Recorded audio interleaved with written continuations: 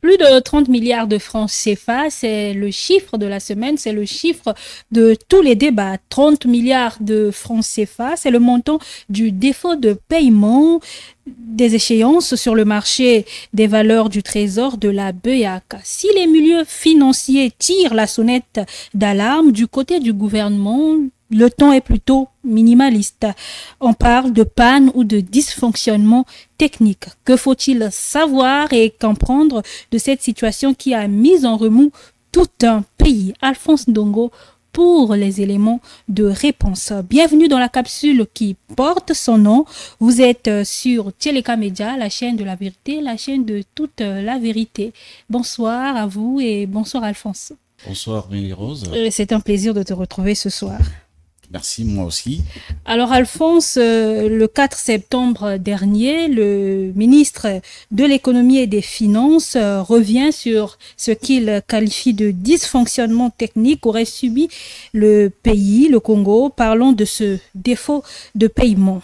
Ensuite, suite à cela, plutôt, vous avez titré votre dernière publication, je cite, Économie politique du marxiste ou l'art de la négation. Nous y reviendrons tout à l'heure, mais commençons plutôt par les dernières interrogations que vous vous faites sur votre page d'Alphonse Ndongo. Vous dites, Jean-Baptiste Ondaye, le ministre de l'économie et des finances, depuis son séjour en Chine, veut-il sauver les meubles?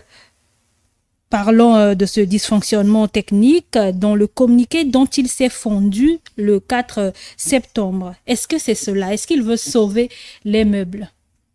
Bon, je sais que Monsieur Jean-Baptiste Ondaye, qui est un cadre de Vovol et qui d'ailleurs est aussi nanti d'un doctorat en économie, donc c'est un économiste pur et simple. Et il est maintenant plongé, j'essaie dans ce qu'on peut appeler la politique, parce qu'on ne peut pas être ministre, même si on est technocrate, et ne pas faire la politique. Certainement, je crois qu'il a voulu surfer beaucoup plus dans le politique et que dans ce qui est vraiment son art, c'est-à-dire l'économie, parce qu'en économie, on ne trompe pas, les chiffres ne se trompent pas.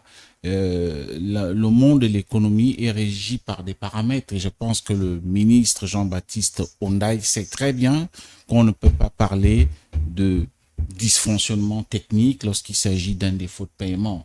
Il s'agit quand même d'une situation gravissime que le Congo vient de connaître et cela a un préjudice énorme sur la qualité de la signature du Congo. On a l'impression que du côté, je l'ai dit dans l'introduction, du gouvernement, le ton est plutôt minimaliste. On semble banaliser le fait. Pourquoi? Bon, je peux bien me poser la question parce que je disais qu'en économie, on ne trompe pas. Tout a commencé avec le ministre Thierry Mongala à l'occasion de la quinzaine gouvernementale qui a minimisé ce qu'il qualifie d'incident en parlant d'un incident d'un petit incident technique, ce qui est pour moi gravissime lorsqu'on sait très bien que sur le marché financier, lorsque vous ne respectez pas une échéance de remboursement, cela vous vaut des pénalités et le Congo en a payé 100 millions par jour, mais ce n'est pas tout. Le Congo en même temps donc voit la qualité de sa signature se dégrader. Ça veut dire quoi? Ça veut dire que vous n'inspirez plus confiance dans les milieux financiers. Et dans un marché qui est saturé avec une forte demande de tous les 6 États, dont vous vous retrouvez dans une situation où les gens, les investisseurs, c'est-à-dire que les banquiers, les sociétés d'assurance, les autres souscripteurs ordinaires, tous ces gens auront à regarder à 2 fois lorsqu'il s'agit du cas du Congo, lorsqu'il s'agit de prêter de l'argent au Congo. Ils peuvent se dire, puisqu'il y a d'autres pays sur la liste, il vaudrait mieux peut-être prêter l'argent au Gabon, ou alors au Cameroun, ou alors au Tchad, qu'au Congo-Brazzaville, qui a déjà essuyé un défaut de paiement. Alors un peu plus, vous le dites aussi dans cette publication, un peu plus, sinon plus de 2000 milliards de dettes du pays, c'est le plus élevé de la zone CEMAC, destiné principalement à la consommation. Pourquoi le Congo s'endette pour ne finalement que consommer? Alors, c'est une très bonne question, on peut bien se la poser, parce que en fait, on s'endette de manière générale sur le marché financier ou sur le marché des titres de la BEAC pour des investissements qui sont rentables. Je vais donner un exemple, un pays comme la Côte d'Ivoire, qui est quand même un pionnier aujourd'hui en matière de maîtrise de la gestion économique. La Côte d'Ivoire s'endette pour des investissements. Et si vous arrivez sur la place d'Abidjan, vous verrez les ponts, vous verrez des routes à péage, ainsi que le Sénégal. Le Cameroun s'est endetté pour, je crois, finir un barrage hydroélectrique, pour certaines opérations liées à des infrastructures donc qui rapportent de l'argent. Le Gabon également. Mais en ce qui nous concerne, on constate que depuis un certain temps, nous nous endettons sur le marché des titres et valeurs, sur le marché des titres de la BEAC, tout simplement pour supporter les charges incompressibles de l'État, c'est-à-dire la consommation. Ça veut dire payer les salaires, supporter des charges de fonctionnement qui, à la fin, donc, ne rapportent rien à l'État puisqu'il n'y a aucun retour sur investissement, ce qui fait que on s'endette donc chaque mois, évidemment, pour supporter les charges incompressibles, et ce n'est pas la meilleure façon de faire lorsqu'on s'endette. Si vous allez vous endetter auprès du boutiquier du coin pour vous nourrir chaque mois, cela, évidemment, vous savez que ça constitue ça ne vous revient pas. Ce n'est pas un investissement que vous faites. Donc, vous serez donc obligé d'entrer dans ce qu'on appelle un cycle d'endettement parce que vous êtes obligé de vous endetter tout le temps et c'est le cas du Congo. Alors, comment sommes-nous arrivés à cette situation où finalement les dettes ne servent pas réellement aux investissements qui peuvent rapporter? Bon, on est arrivé dans cette situation, ça il faut le reconnaître quand même, toute proportion gardée. Il n'est plus besoin de rappeler que nous avons gagé les ventes futures de notre pétrole et c'est ce qu'engrange aujourd'hui donc Trafigura et Glencore, c'est-à-dire les traders avec lesquels on a dû entrer en négociation pour restructurer la dette sous l'égide du Fonds monétaire international. Et ensuite, une bonne partie aussi, vous le savez, il y a d'autres partenaires bilatéraux comme la Chine. Nous avons été obligés là aussi de restructurer la dette. Alors, ça fait que les ressources de l'État s'amenuisent. Comme les ressources de l'État s'amenuisent, nous ne comptons donc que sur les recettes fiscalo-douanières. Et là aussi, se pose un problème. C'est vrai qu'il y a des impacts des différentes crises à l'international, mais il y a surtout le fait que s'il faut répondre de manière claire, nous n'avons pas su gérer notre manne pétrolière, nonobstant le fait qu'on parlait d'un fonds destiné aux générations futures qui aurait pu aujourd'hui, certainement, pourquoi pas, servir de soupape chaque fois que l'État se trouve en difficulté. Donc, ça fait que les charges de l'État sont assez importantes. Vous avez trop d'institutions de la République. Il y en a qui, franchement, j'en viens à me demander à quoi elles servent. Pour ne donner qu'un exemple, si vous me parlez d'une institution, commission chargée de la mise en œuvre je sais pas moi, de ce qui a été décidé au dialogue de CBT, vous avez là quelqu'un qui, n'est-ce pas, obligé de vivre aux dépens de l'État, et ça coûte cher. Vous avez les conseils consultatifs pour la jeunesse. Je n'ai rien contre les jeunes, bien au contraire. Conseil consultatif pour ceci, cela. Haut commissaire chargé de ceci, cela.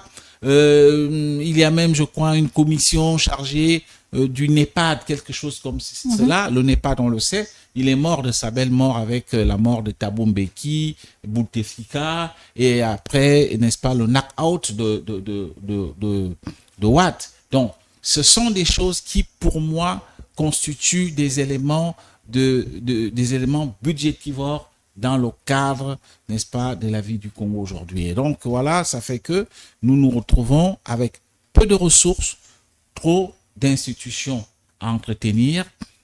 Et s'il faut ajouter à cela, vous avez des ministres, des parlementaires qui perçoivent leurs émoluments et primes sans payer le moindre impôt. Donc, c'est, si vous voulez, c'est défiscalisé.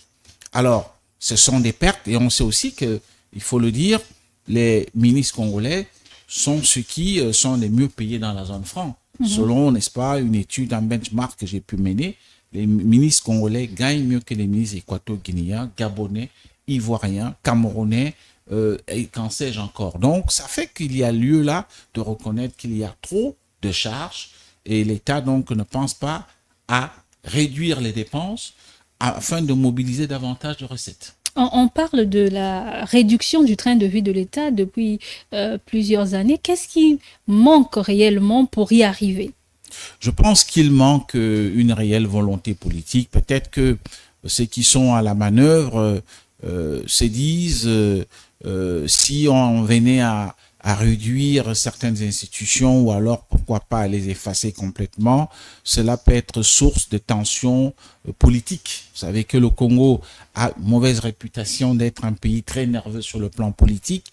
Est-ce que c'est ce qui fait finalement que les décideurs ne pensent pas à réduire ce train de vie, mais ce qui est sûr, la politique ou le fonctionnement de l'État, ou alors, entre guillemets, la démocratie à la Bantou, coûte très cher aux contribuables congolais.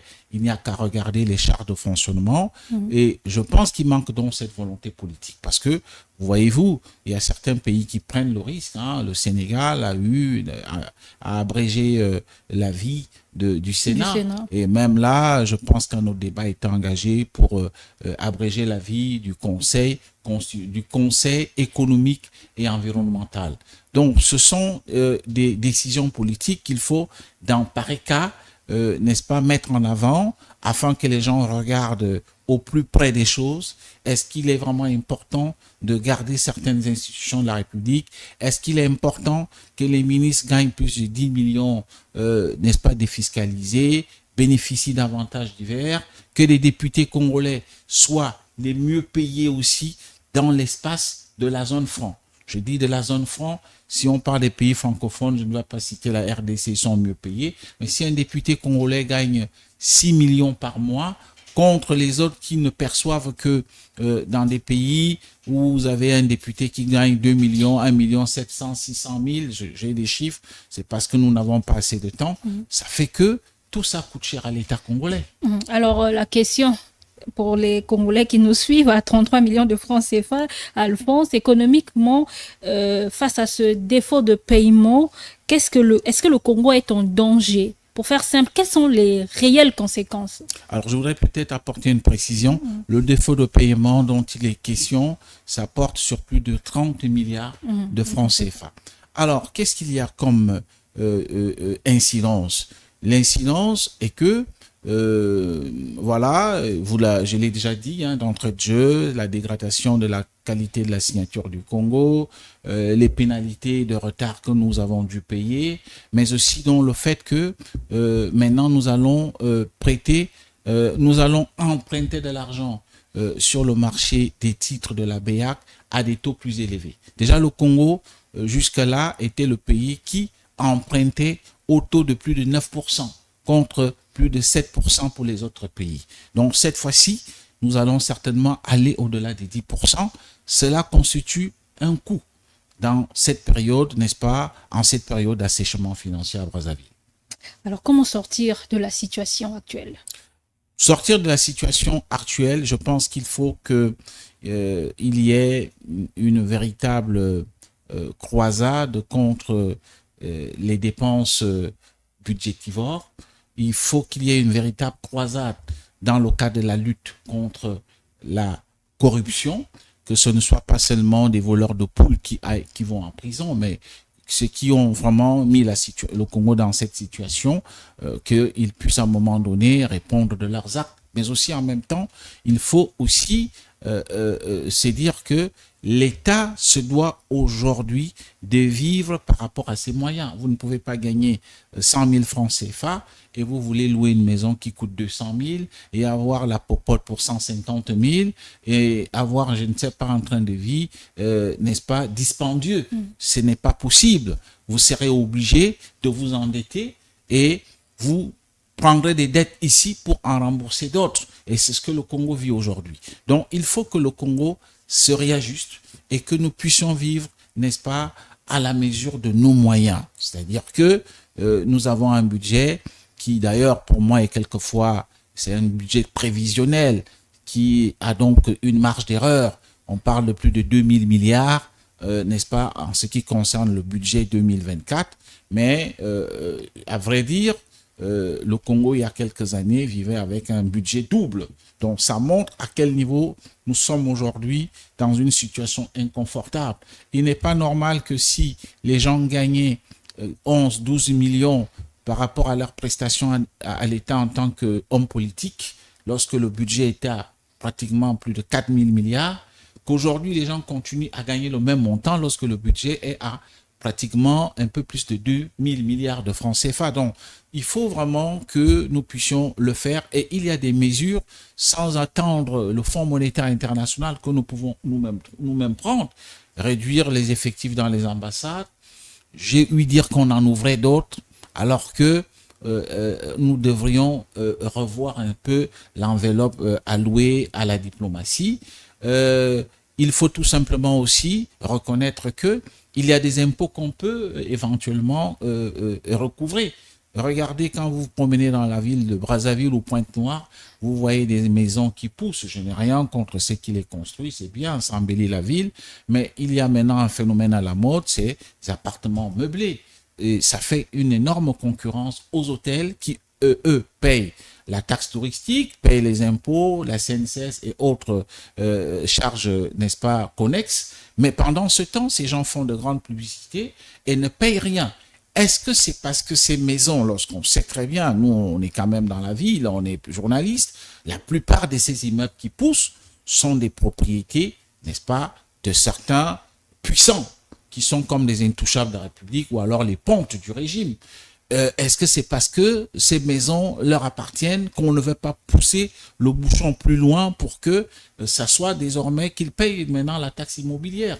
Ce sont là des revenus dont dispose l'État, mais que l'État ne fait pas, que l'État ne va pas chercher dans les poches de ceux qui sont aujourd'hui devenus quand même les nouveaux riches de la République. Alors Alphonse, il y a une autre question dans l'opinion qui fait polémique. Doit-on prioriser le paiement de la dette ou pas prioritaire? Vous avez suivi le bouquin, n'est-ce pas, qui s'en est suivi à l'occasion justement de ces défauts de paiement. Ça veut dire que c'est quelque chose de très important. J'entends les gens lui dire non, ne payons plus la dette. Non. Il s'agit de la volonté que nous avons prise d'aller sur ce marché pour aller prendre de l'argent, qui est souvent l'argent des banques, des gens des sociétés d'assurance, l'argent des grands hommes d'affaires. Dire que vous ne voulez plus payer, ça vous expose, n'est-ce pas, à une dégradation complète de la qualité de votre signature. Ça veut dire que vous n'êtes plus crédible. Et c'est vrai, il faut aussi le reconnaître. Aucun pays au monde ne vit sans endettement. Les États-Unis le font, le Japon, tous les grands pays s'endettent. Mais, sauf que eux, ils s'endettent, ou alors même certains pays africains s'endettent dans le but d'investir cet argent dans des secteurs d'investissement prioritaires, c'est-à-dire qui peuvent rapporter quelque chose par effet d'entraînement, soit directement, soit par effet d'entraînement. Donc, je ne suis pas pour cela. Il faut absolument être crédible, il faut rembourser les dettes d'autrui. Je sais une chose, c'est que quand même, il y a de bonnes perspectives pour le Congo parce que l'un des traders, je ne sais pas si c'est Trafigura ou Glencore, va encaisser la totalité de ce que lui doit le Congo d'ici à la fin de cette année 2024. Tandis qu'un deuxième trader devrait également aussi sortir de notre liste du service de la dette au premier trimestre 2025. Donc là, il y aura quand même une bouffée d'oxygène, vous voyez. Donc, il faudrait maintenant que le Congo s'attelle à trouver des mécanismes de remboursement pour ce qui est des titres sur le marché de la BEAC, afin que nous soyons crédibles et que nous puissions donc véritablement relancer notre économie et ne plus hypothéquer nos recettes dans le cadre des crédits.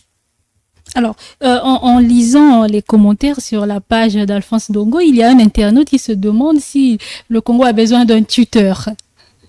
Si le Congo a besoin d'un tuteur pour acheter ses dettes. Ah, d'accord. Bon. Ce qui est vrai d'un tuteur, peut-être il faut reconnaître une chose, c'est que dans la pratique de l'endettement, il peut arriver aussi que quelqu'un rachète notre dette. C'est des pratiques qui se font. Ça, c'est dans un cadre sérieux. Si l'internaute pose la question en des termes beaucoup plus sérieux, c'est possible. C'est-à-dire des investisseurs peuvent se constituer et dire, bon, nous rachetons votre dette, mais ça se passe pas comme à l'église, hein. Il y a souvent une contrepartie, il y a des nantissements que ces gens demandent et ça vous permet de respirer. C'est possible. Mais je pense que le Congo dispose encore de tous les leviers, il faut le reconnaître, et que nous ne sommes pas encore entrés en cessation de paiement comme j'ai entendu ici et là. Le Congo dispose encore des leviers pour pouvoir juguler la crise d'endettement. Il y a la possibilité de mobiliser encore davantage de recettes, de ne pas exposer les entreprises qui sont déjà sur le terrain et qui ont d'énormes difficultés de trésorerie, ne pas les exposer à un harcèlement fiscal, parce que on a l'impression que quand le gouvernement parle de mobilisation de recettes, on a vu le ministre Ludovic Ngatsé, ministre du budget, des comptes publics et du portefeuille public sur le terrain, sur le front justement de la mobilisation, et ça peut donner parfois l'impression dans les milieux d'affaires que qu'est-ce qu'il y aura de nouveau par rapport à la loi des finances qui est en train d'être mise en œuvre, où on sait que l'État attend des impôts pratiquement 935 milliards de francs CFA, même si ça a été revu à la hausse, à la suite, n'est-ce pas, de la sortie du tribunal, du directeur général des impôts qui avait organisé un séminaire en disant on peut aller à 1000 milliards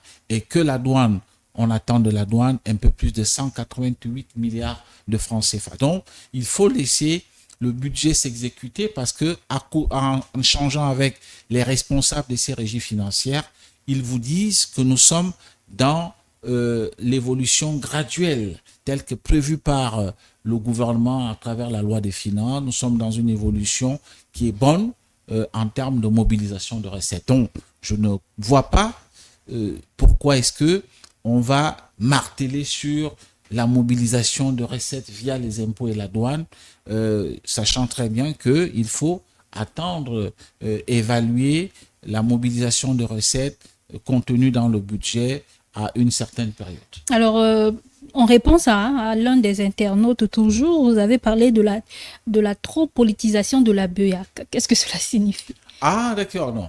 Je parlais de la politisation beaucoup plus, il faut le reconnaître, de la BDAC. Oui.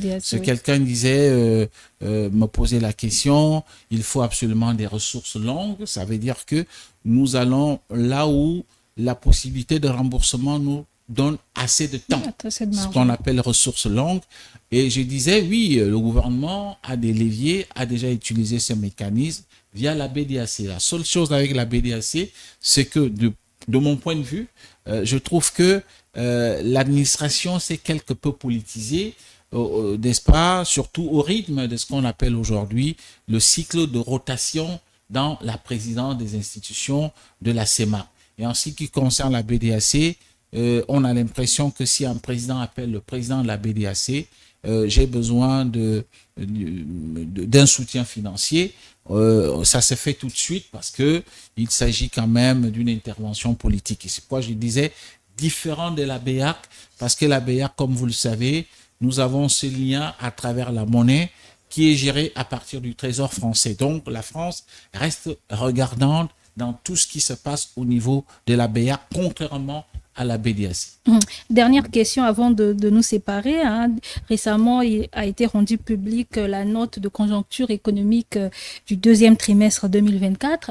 Les chiffres semblent surprendre les milieux financiers. Comment cela s'explique-t-il?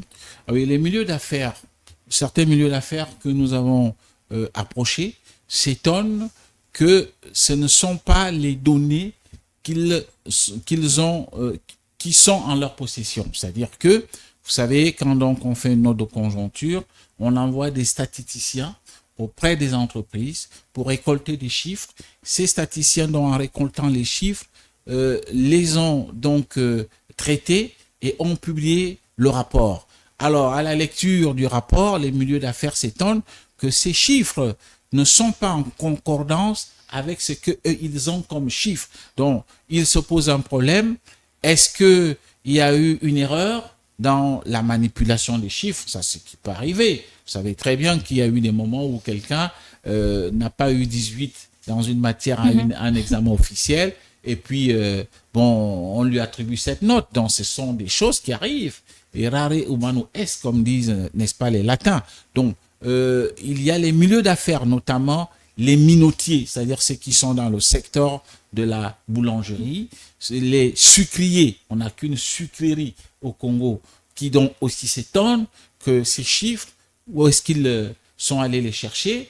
Il y a aussi les forestiers. Bon, les forestiers dont aussi s'étonnent. Donc, ce sont des choses qui sont certainement, pourquoi pas, qu'il faut éviter dans le contexte actuel, parce que la note de conjoncture est lue par tout le système des Nations Unies, les diplomates, les grandes structures internationales. Une seule erreur dans les statistiques ou dans les chiffres peut biaiser, n'est-ce pas, le résultat total. Et donc, ça peut remettre en cause la crédibilité, non seulement de cette note de conjoncture, mais aussi de ses principaux animateurs. Une crédibilité qui attend d'être soignée en ce contexte-ci. Merci Alphonse Ndongo d'être passé et merci à vous de nous avoir suivis. On espère que nous avons répondu aux questions que vous vous posiez depuis chez vous. Merci et à très bientôt dans une autre capsule.